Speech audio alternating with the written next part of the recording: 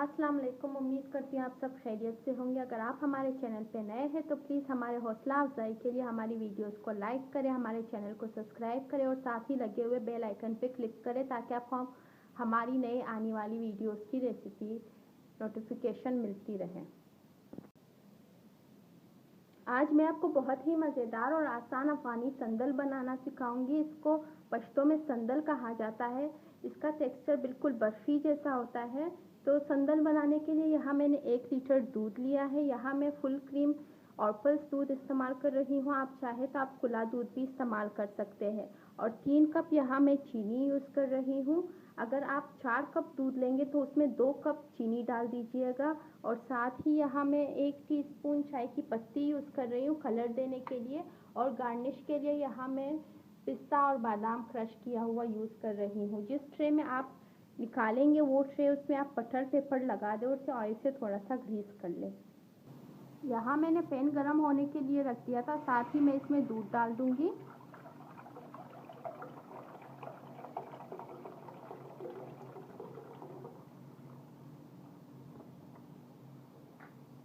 दूध के साथ ही मैं इसमें 3 कप चीनी डाल दूँगी।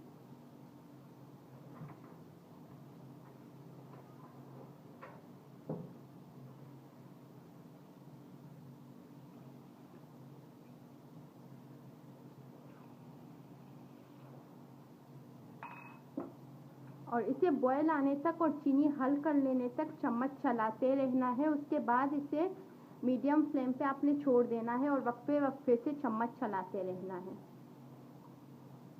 दूध में बॉयल आ चुका है और चीनी अच्छी तरह से हल हो गई है। अब मैं इसका फ्लेम मीडियम करके इसे तब तक पकाऊंगी जब तक ये आपने क्वांटिटी का आधा ना हो जाए और वक्फे वक्फे से चम्मच चलाते रहे। आप फुल फ्लेम पे भी इसे पका सकते हैं लेकिन आपको इधर ही इसके साथ खड़े होकर चम्मच चलाते रहना होगा। जैसे कि आप देख सकते हैं ये अपने क्वांटिटी का आधा हो चुका है। इसका कलर भी काफ़ी हद तक चेंज हो गया है। संदल का कलर टॉफ़ी की तरह होता है। और ये मैं आपको दिखाना भूल गई थी। साथ ही मैं इसमें 1 टीस्पून के करीब बटर डाल दूँगी। इससे जो संदल होता है वो बहुत ही सॉफ्ट बनता है। तो इसे आप तब तक पकाना है जब तक ये बिल्कुल बर्फ़ी जैसे ना बन जाए, पतीलियों से अलग ना हो जाए। जैसे कि आप देख सकते हैं इसका टेक्सचर अभी कलर देने के लिए जो हमने पत्ती ली थी, अब मैं आधे कप से भी कम पानी ले रही हूँ। गर्म पानी लेने हैं आपको। और इसमें मैं पत्ती डाल दूँगी।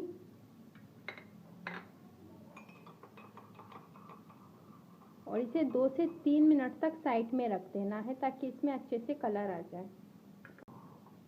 इसको रखे हुए 2 से 3 मिनट हो गए हैं। इसमें कलर आ गया है। अब इसे छान लेना है।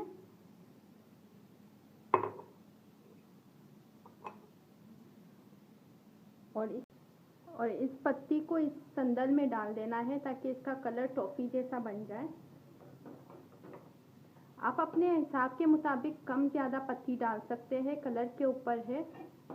और जैसे ये पकने लगेगा तो इसका कलर और डार्क हो जाएगा इंशाल्लाह। जैसे कि आप देख सकते हैं ये पकने के बहुत करीब है। आप इसका टेक्सचर देख सकते हैं। इस पॉइंट पे आपने लगातार चम्मच चलाते रहना है, 1 मिनट के लिए भी नहीं रुकना।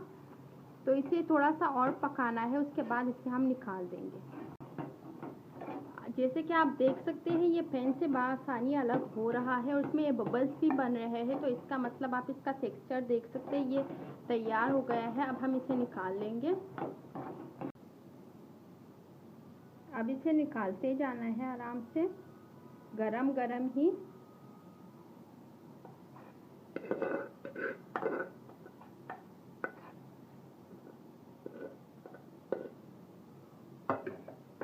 और इसे सेट कर लेना है।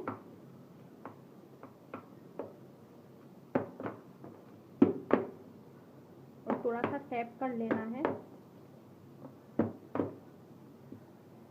साथ ही जो मैंने पिस्ता और बादाम लिया था उससे इसे गार्निश कर लेंगे। इसके ऊपर डाल दूंगी मैं। और इसे ठंडा होने के लिए रख देना है। इसे ठंडा होने में कम से कम 2 से 3 घंटे लगते हैं।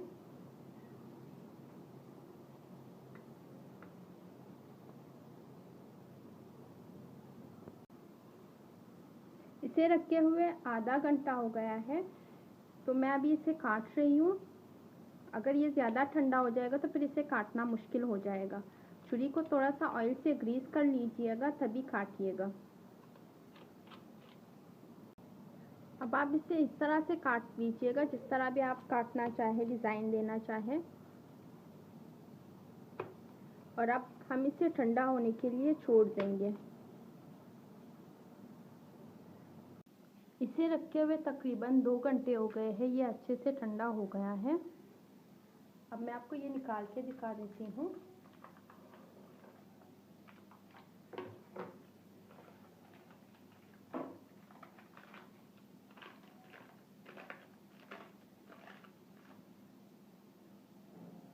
سندل سبھی میں پلیٹ میں نکال چکی ہوں. یہ برفی جتنا سافٹ تو نہیں ہوتے لیکن اس کا ٹیکسچر تھوڑا سا کرسپی ٹائپ ہوتا ہے. آپ دیکھ سکتے ہیں یہ بہت ہی مزیدار اور آسان ریسپی ہے. آپ یہ ضرور ٹرائی کیجئے گا.